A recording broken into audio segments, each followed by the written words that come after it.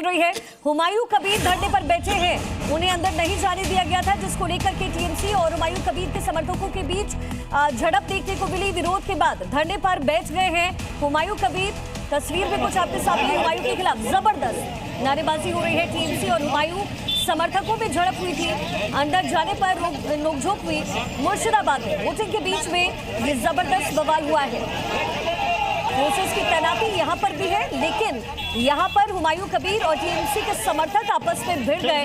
विरोध के बाद हुमायूं कबीर धरने पर बैठे हैं। विरोध के बाद धरने पर बैठे हुमायूं के खिलाफ जबरदस्त नारेबाजी हो रही है। तो वेस्ट बंगाल की 152 सीट जिस पर चुनाव हो रहे हैं और इसके साथ ही 234 सीटें हैं तमिलनाडु की। गेस्ट का एक बड़ा पैनल इस समय हमारे साथ मौजूद है। इंट्रोडक्शन करा देते हैं। डॉली शर्मा, प्रवक्ता कांग्रेस, विजय शर्मा, प्रवक्ता बीजेपी हमारे साथ, विनोद अग्निहोत्री, वरिष्ठ पत्रकार, बालचंद्र कानूनगो, नेता सीपीआई, अभिज्ञान प्रकाश, वरिष्ठ पत्रकार हमारे साथ स्टूडियो में, एसके दत्ता साहब, बंगाल एक्सपर्ट, और राजेश जोशी, वरिष्ठ पत्रकार हमारे साथ इस समय स्टूडियो में।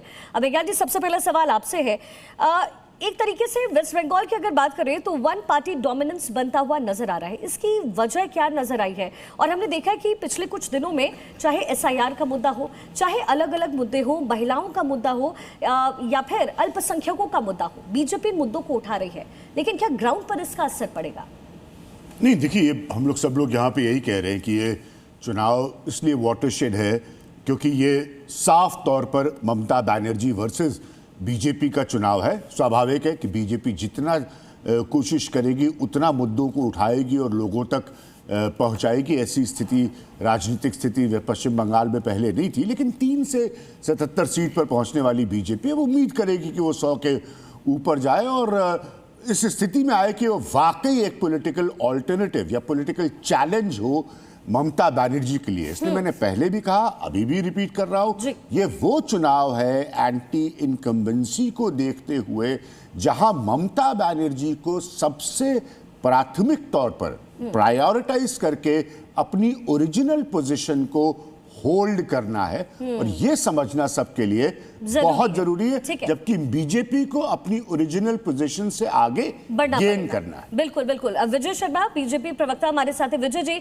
इस बार क्या उम्मीदें हैं, क्योंकि जो जनता आपके लिए वोट भी कर रही होगी उसको भी उम्मीद यही होगी कि इस बार तो दमखम के साथ आएंगे, कुछ तो फायदा आप उठाएंगे। क्या आपको क्या लग रहा है, क्या एनालिसिस है आपका? नहीं, फायदा नहीं उठाएंगे। हमारी जनता ने हमें चुन लिया है, मन बना लिया है। आप देख रहे हैं किस तरह की लाइन लगी हुई है। मेरे यशस्वी प्रधानमंत्री की रैली में लाखों लोग उमड़ रहे हैं, उसे पता चलता है।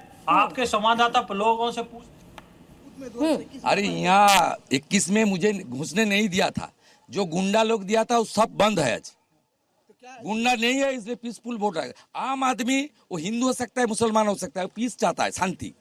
और गुंडा लोग अपने चोरी करने के लिए गुंडागर्दी करता है। गरीब को मकान नहीं मिला और यहाँ का गुंडा का 3 स्टोरेड मल्टीपल बिल्डिंग हुआ। हर जगह आप जा रहे, क्या लग रहा है? वोटों का वोट पीसफुल, शांति। लोगों का निकल के आ रहे, जो शांति तोड़ेगा उसको तोड़ने का काम हम करेगा। लोग निकल के आ रहे वोट डालने। देख लीजिए, तांता लग गया है।